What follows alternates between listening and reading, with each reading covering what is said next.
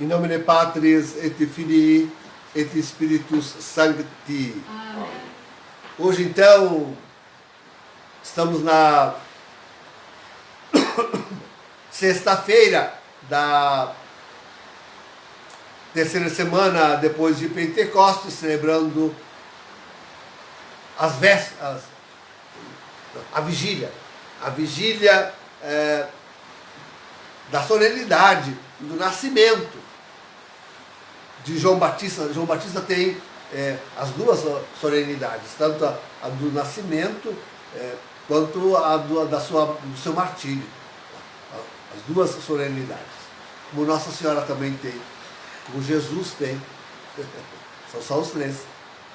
Então, as duas festas são os três, né? E estamos celebrando a vigília desta festa. E não é que todos nós nos sentimos em vigília? Sim, nós nos sentimos verdadeiramente em vigília. Esperamos um mundo novo, um novo céu e a nova terra. Esta é a nossa vigília. Na verdade, queridos, muitos homens, sacerdotes, estão nessa vigília conosco. Sim, muitos estão nessa vigília conosco. Contudo, mesmo nessa vigília, nós encontramos tanta disparidade. Nós, pelo contrário, anunciamos o retorno de Jesus em glória e majestade para muito breve. Para muito breve. Não, nós não sabemos data. Mas nós somos como todo homem, e projetamos, e ficamos curiosos, e queremos ver com os sinais. Mas, sim, isso nós afirmamos. É para muito breve.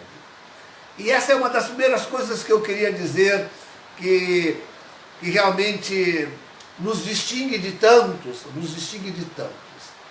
é que muitos ficam postergando o retorno do Senhor para daqui a muitos anos, milhares de anos, ao menos daqui a 1000 anos, chamados milenaristas. Doutrina, aliás, condenada pela igreja. Mas há muitos destes que eu não entendo por que postergam tanto. Não, quer dizer, os milenaristas até eu entendo. Eu entendo onde está o erro deles. E está em Apocalipse, o capítulo 20, onde se fala do reino de Jesus com os seus santos durante 1000 anos. Durante 1000 anos. Então, aqui muitos esbarram em erro. Mas é preciso tomar essa palavra no contexto de toda a palavra de Deus, que absolutamente não prevê o milenarismo a este modo, isto é, como vindo Jesus, é uma coisa meio absurda, como vindo Jesus com os seus santos, estabelecendo aqui um reino. Então eles dizem que é o reino de Maria, o reino do Divino Espírito Santo. Eu acho que eles pensam que depois Jesus sobe de novo, volta de novo para o céu, e ficamos só nós aqui, agora, claro que sem Maria, o Espírito Santo, com certeza. Mas isso já estamos.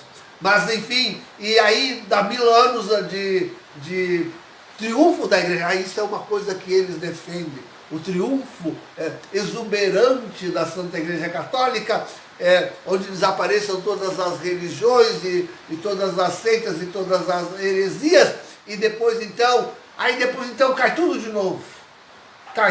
Cai o homem de novo na tentação, repete-se toda a história de Lúcifer com os seus anjos maus invadindo a terra, e o homem pecando insuportavelmente, a igreja se destruindo até ao chão, e aí então depois volta Jesus. Se é que esse ciclo não se repete, né? Se é que esse ciclo não vai se repetir daí na cabeça de muitos, talvez esse ciclo se repita. Não, quem vê a palavra de Deus no seu contexto, pode, por exemplo, contrapor a isto a semana de Daniel. Aliás, eu tenho publicado aí no YouTube, o canal Comunidade Quilha, uma semana de Daniel. São 14 vídeos, de 1 hora mais ou menos cada um, mas atualíssimos, apesar de fazer anos que eu já publiquei aquilo, e onde se dirime essas ideias errôneas, esse pensamento errôneo. Para Daniel e para o resto das Escrituras, vejam, aonde vamos encontrar na palavra de Jesus qualquer alusão ao milênio? Onde nós vamos encontrar na palavra dos apóstolos qualquer erro que possa induzir ao milenarismo? Então, o milênio, na verdade, já passou, queridos. Cristo já veio e já reinou com os seus santos. A igreja já triunfou maravilhosamente nos seus santos, na sua doutrina, no seu serviço à humanidade, na pregação do Evangelho a todos os povos, no socorro aos doentes, aos encarcerados, aos escravos, a tudo. A igreja já reinou por 1000 anos, isto é, desde a conversão de Clovis, o Franco, até a Revolução Francesa, onde foram soltos os demônios. E a igreja começou a ser humilhada. A Revolução Francesa acabou por sendo uma guerra contra a fé, contra a religião, contra a igreja. Acabou por sendo isso. Então, pronto, ali está Apocalipse 20. É preciso ler Apocalipse como dividida em várias sessões, cada uma mais ou menos contendo toda a história da salvação, umas dando mais ênfase a um aspecto, a outro aspecto, e por isso que há muito engano na interpretação do Apocalipse, um livro difícil de fato de ser lido.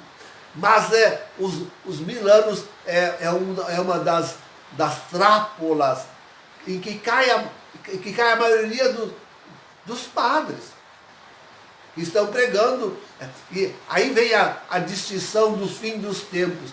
É uma palavra que usa, esse negócio de fim dos tempos, é uma palavra que usa para não assustar o povo.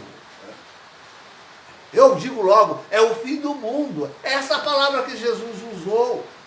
Jesus usou o fim do mundo. Falam em fim dos tempos também. Mas o fim dos tempos é uma palavra que assinala exatamente o retorno do Senhor. Pronto. Fim do mundo, fim dos tempos. É um modo de dizer. Não assustar o povo, mas deixar o povo na ignorância. Tirar a expectativa do povo, tirar a vigília do povo. Mas o povo não está vigiando, o povo não está em expectativa. E se quiserem, o povo está aterrorizado com aquilo que os homens planejam fazer.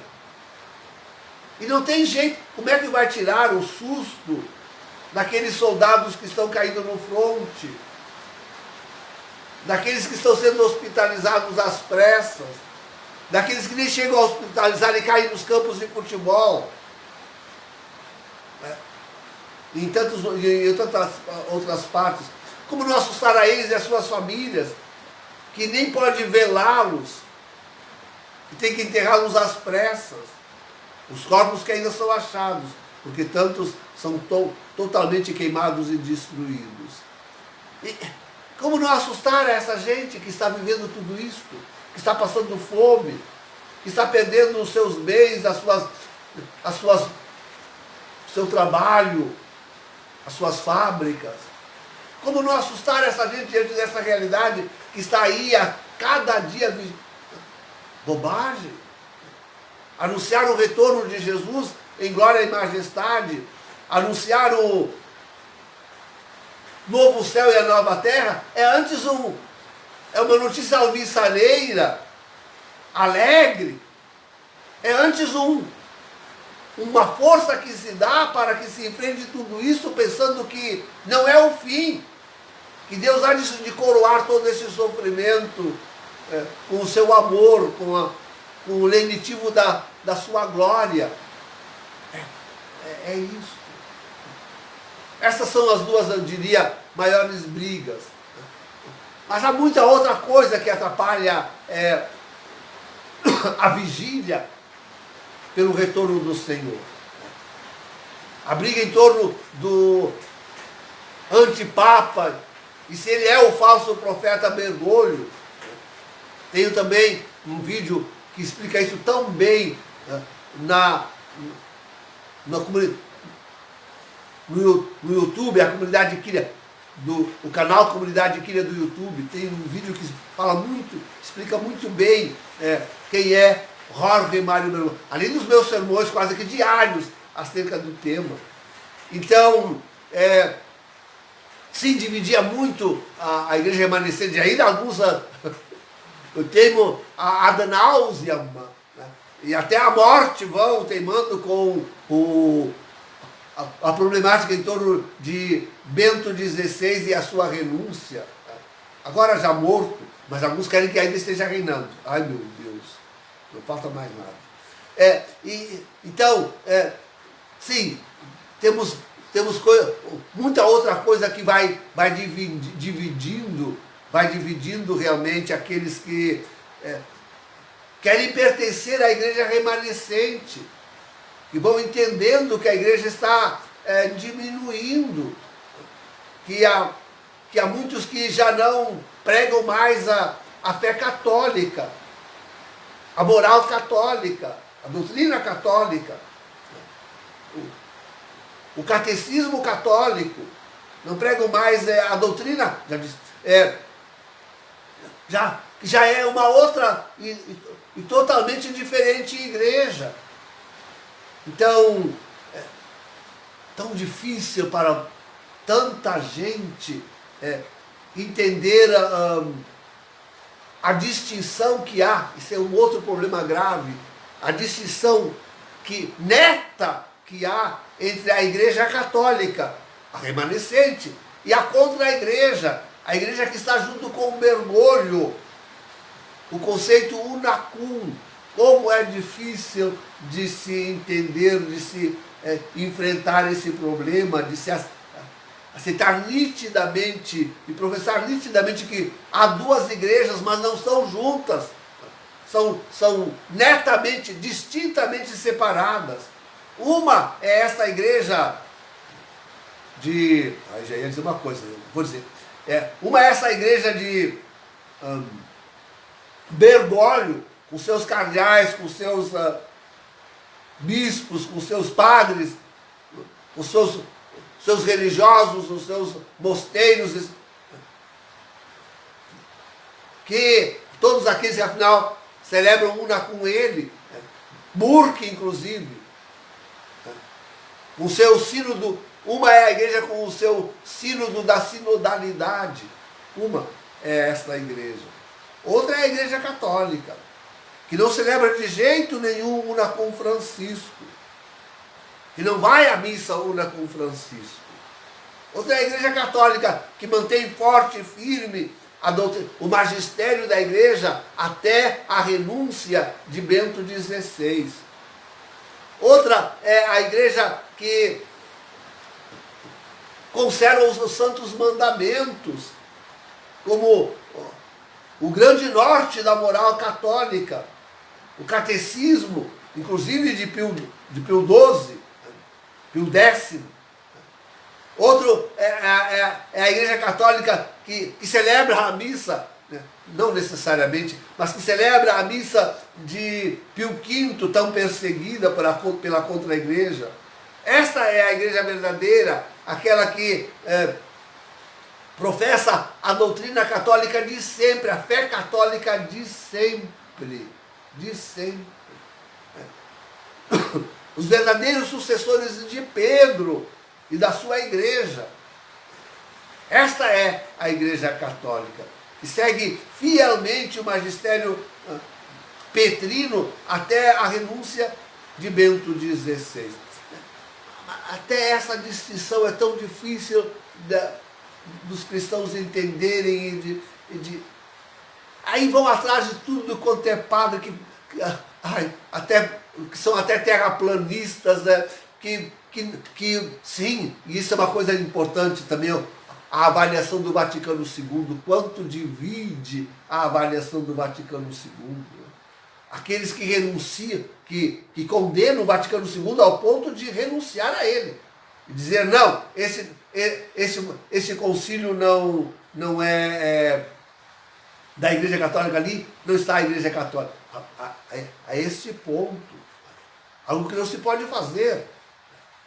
É colocar-se fora da Igreja. Aí, embora nós condenemos o Concílio Vaticano II, ou a pastoral dele vinda, embora nós condenemos veementemente a pastoral vinda do Concílio do Vaticano II, acabei de rezar uma missa aí, agora essa semana passada, falando tão fortemente sobre isto, embora nós condenemos veementemente a pastoral vinda do Vaticano II, nós dizemos que, embora assim, ainda antes, embora nós reconheçamos que no Vaticano II há bombas de tempo, como dizia Monsenhor Lefebvre, há bombas de tempo que, em explodindo, tiram a igreja do seu caminho, como já aconteceu, acho que já explodiram todas as bombas de tempo já explodiram nesses